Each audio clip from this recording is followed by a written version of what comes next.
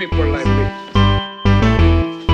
You need people like me so you can point your fingers and say, that's the bad guy. That's the bad guy. That's the bad guy. That's the bad guy. That's the bad guy.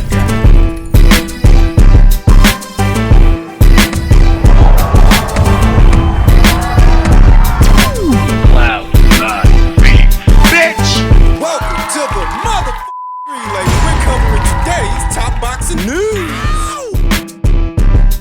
There was a lot of talk before the fight that, Holly could potentially fight Katie Taylor. What about you versus Katie Taylor? I would love to fight Katie Taylor. Katie Taylor bit my sister Jennifer Hahn, and I would love to avenge my sister's loss and fight Katie Taylor. Absolutely. Absolutely. That's the one. Absolutely. Katie Taylor, please, let's go. Let's go. You beat my sister.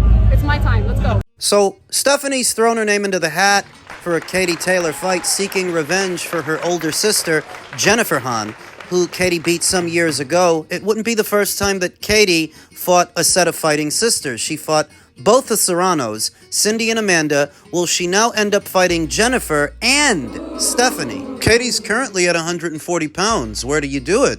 Do you do it at 140 for Katie's belt, or does Katie move down and fight Stephanie for hers? Katie is the A side. That much is established. Whatever happens, happens on Katie Taylor's approval. It's up to her. Though I suppose the fight might actually be a bit bigger if MVP does it. Remember that they're the ones in bed with Netflix. If they can get them on board, that represents a bigger payday for both fighters. I don't want to get too ahead of myself thinking about this thing, because Katie Taylor recently got married, a story that is playing out away from the public eye like most of Katie Taylor's private life. She's always been a very private person. Now that she's getting on in age, who says that she wants to keep fighting, that a fight with Stephanie Hahn motivates her and gets her juices going? She's already been there and done that with practically every noteworthy fighter at or around her weights. She's been undisputed in 2 of them. Who says she wants to keep going,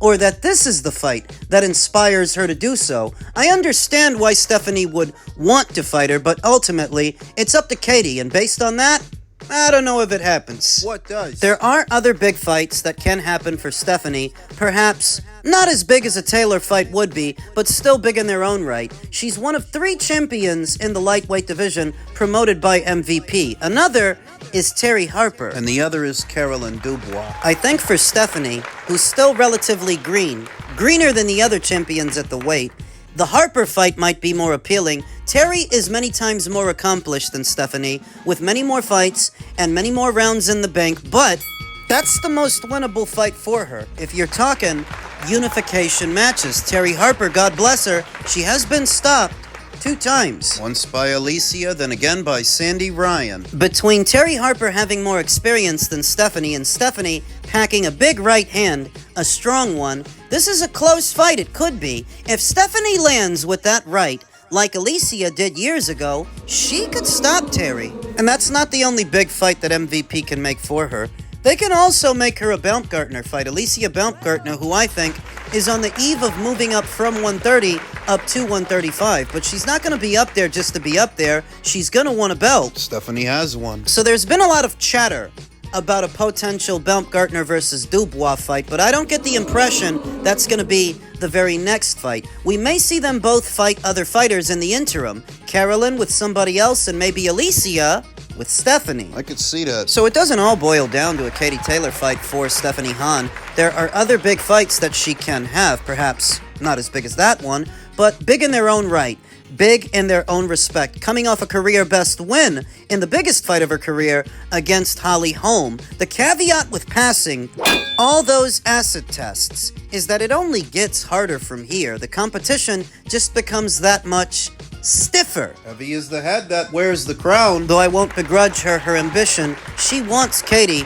I'm not convinced she's going to get her, but she could get someone else, and we'll see how she makes out. Congratulations to her. In men's middleweight news, Janibek to have B sample tested as investigation continues. Janibek Alimkhanalai's unified middleweight title reign has extended into the new year. The ultimate duration will depend on the outcome of an ongoing drug testing investigation. Boxing Scene has confirmed that Alimkhanalai and his team will observe the unsealing of his B sample associated with his previous positive drug test. The session is scheduled for January 8th, after which next steps will be determined based on the B sample test results. What has become largely ceremonial over the years for fighters that find themselves in this situation, the unsealing of the B sample in the hopes that that one will come back clean, where the A sample came back dirty. Though how many times can you count that actually having happened? How many times has the B sample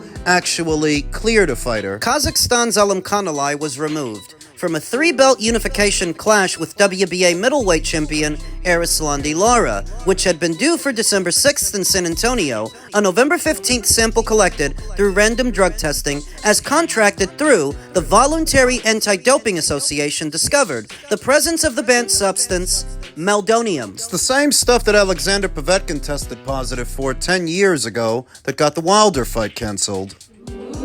Lara went on to face Venezuela's Johan Gonzalez on short notice and claimed a lopsided 12-round UD on the Isaac Cruz versus Lamont Roach undercard, and Janibek was left to try and clear his name. But the unsealing of the B sample has seldom ever cleared a fighter's name in this situation, because the B sample and the A sample are essentially the same urine collected the same day, separated in 2 separate vials, one kept sealed for future testing if the situation calls for it. Alimkhanalai has not fought since an April 5th homecoming title defense in Astana, Kazakhstan. He remains under indefinite suspension pending the outcome of the ongoing investigation, as is the case with nearly every boxer who tests positive. Alimkhanalai not only professed his innocence, but also expressed wonderment over how the banned substance was detected in his system. I have always supported clean sport. You know this well. Alimkhanalai stated at the time via social media.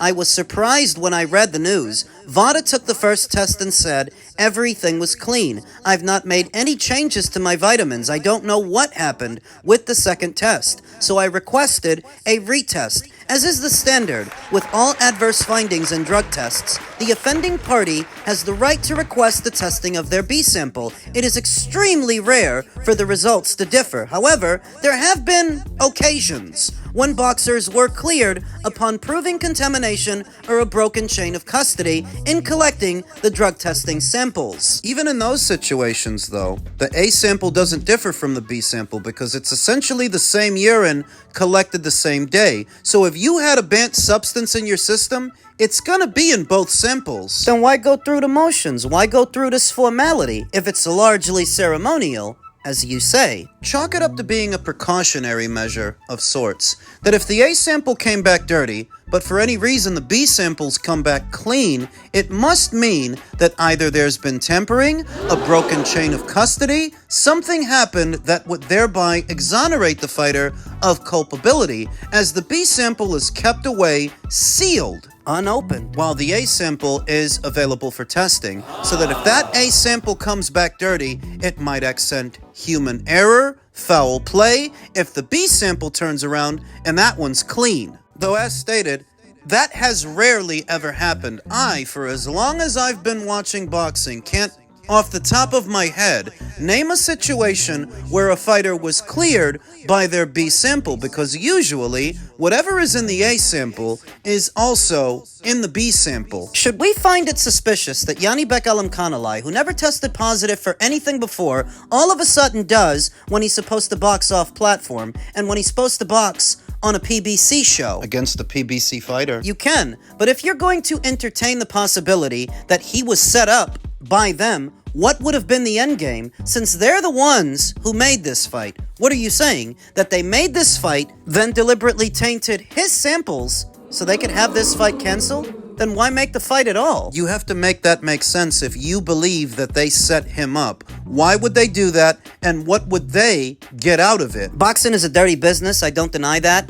To me, it's just as possible that he might have been set up just as easily as he might be a dirty fighter in a sport full of dirty fighters. Nothing would surprise me.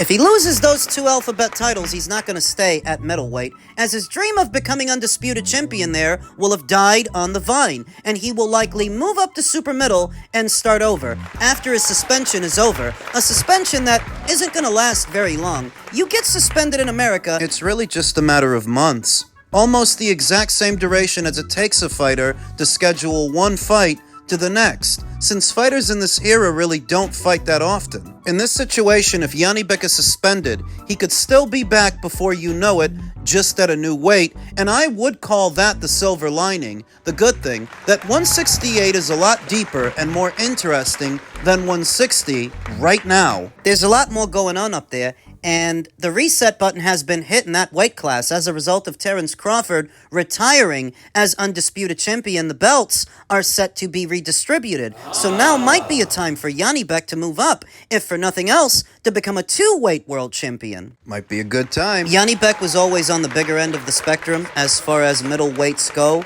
Moving up to super middle, not having to cut that extra 8 pounds, getting to keep it on for him may be a breath of fresh air. And I think he can fill out, and I think he can do all right up there because Armando Resendiz. He moved up to 160 from 168, and he's currently WBA champion. But is Janibek Elimkhanalai still affiliated with Top Rank, who at this time still don't have a broadcast partner? On the premise that he's not, and he's been jettisoned, until such a time as they can achieve more stable ground, he could always go to Matchroom. They could use him, or he could go to MVP. They can use Janibek to beef up their male stable of fighters. We're always hearing about what they're doing for the women. At some point, they need to beef up their male stable as well. It's not a bad idea. Now, if neither of those promotional outfits are interested in a Kazakh who just popped hot for a banned substance, he can always fight for the IBA, who is a well-funded organization that has already started doing their own pro cards. The IBA used to oversee all of the amateur boxing matches, but some time ago they lost recognition from the IOC, and now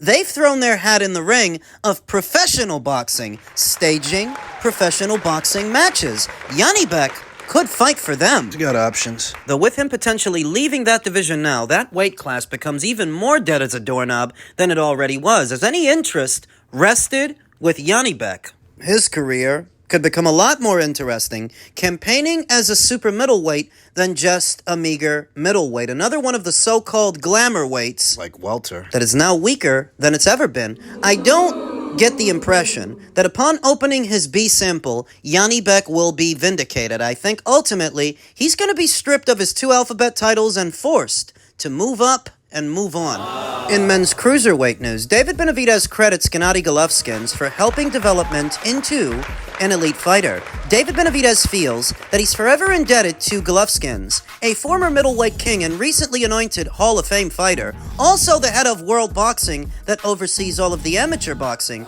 From 15 to 19, David Benavidez was one of Golovkin's primary sparring partners. Benavidez sparred with Golovkin until he fought Daniel Jacobs in 2017, just before the Kazakh KO artist's first 3 bouts against Canelo Alvarez. I only had 15 amateur fights. My amateur career was sparring world champions, Benavidez said recently after beating Anthony Yarde. He fucked him up. I do gotta give David Benavidez credit for that performance, for that fight, because he really Anthony'd his Yarde. I mean, I thought that was gonna be a lot harder. I really thought it was gonna be more of a fight, but David, through his hand speed, was able to overwhelm and severely batter Anthony Yarde. Now taking a stroll down memory lane, David said, I give Gennady Golovkin all the credit he deserves because he's the reason why I am the fighter that I am today. When I was sparring him, those were real fights. He would push me to new levels, so I would have to find different ways to get out of the way because he was punching with everything. He made me learn more and raised my IQ just by being in there with him. Hats off to Golovkin. He's a great man and a great champion inside and outside the ring. I owe him a lot. I learned a lot from him. I am the fighter I am today because of those sparring sessions. Ever since evolving from the Golovkin days, Benavidez has matured as a top pound-for-pound fighter. Top pound for pound? I don't know about all that. During a pro career that kicked off in 2013, he's rated 8th pound for pound by The Ring. Benavidez is a two-time super middleweight title holder who is currently WBC light heavyweight champion. He's set to face WBA and WBO cruiserweight champion Gilberto Zurdo Ramirez on May 2nd in Las Vegas. So let's talk about David's pound-for-pound claim. Well, his resume is simply not robust enough as a super middle or a light heavy for me to rank him. He doesn't meet the criterion. How many actual world champions has he taken belts from? Talking about in a fight, in the ring. The only one I can think of is Anthony Durrell. And Anthony only previously had the belt that he had because David was stripped of it for sniffing coke. Anthony picked it up, then David won it back. Then lost it again for blowing away. I'm sorry, but victories over Anthony Durrell, Caleb Plant, and Demetrius Andre don't accent the resume of a pound-for-pound fighter, and it's even worse at light heavyweight because he didn't beat a light heavyweight to be a light heavyweight champion. He got that title via email, as Dmitry Bivol was otherwise occupied. The WBC knew at the time they brought down that order that Dmitry Bivol was tied to other situations, and they weren't even next in the rotation of mandatories, but they chose to order that fight anyway. That's how David got that title, so you tell me if that's what accents a pound-for-pound fighter or a pound-for-pound resume. He only has a grand total of 3 fights as a light heavyweight, one of which wasn't even against a real light heavyweight. It was against David Morrell. Just based on that, I cannot rank David Benavidez as a pound-for-pound fighter on my list. Even if Ring Magazine does, I think the saving grace is in fighting Zurdo Ramirez, who is ranked on my list. If David can beat him, David can then get on. He would become a 3-weight world champion, and in beating a pound-for-pound fighter, per the rules that govern my list, you can become one yourself. He would. I wouldn't deny him his credit if he did, but he wouldn't come in very high. Currently, Zurdo doesn't come in very high. He's in the bottom tier. David would be if he replaces him. They want to do this fight on Cinco de Mayo weekend on the premise that Canelo will not be fighting that day where he normally does. This will have to suffice, though I have serious reservations about the marquee value of this fight when David Benavidez, for all of his pay-per-view appearances, he never brought in big numbers, and Zurdo is even less popular than David. This is a good fight, and I don't actually mind it. But I don't know how much it's gonna do either. The only hope is that since Canelo is not fighting on that day, those Mexican fight fans that normally buy a fight that day, they're gonna need something to watch. So maybe they can watch this. Now, I hardly think that David, of all people, is gonna make fans out of Canelo's fans. We already know what they've got going on. But that's the only real hope for this card's marketability, that since a big Canelo card is not happening that day, maybe those fight fans will buy this. Some of them. I don't know, man. We'll see what happens.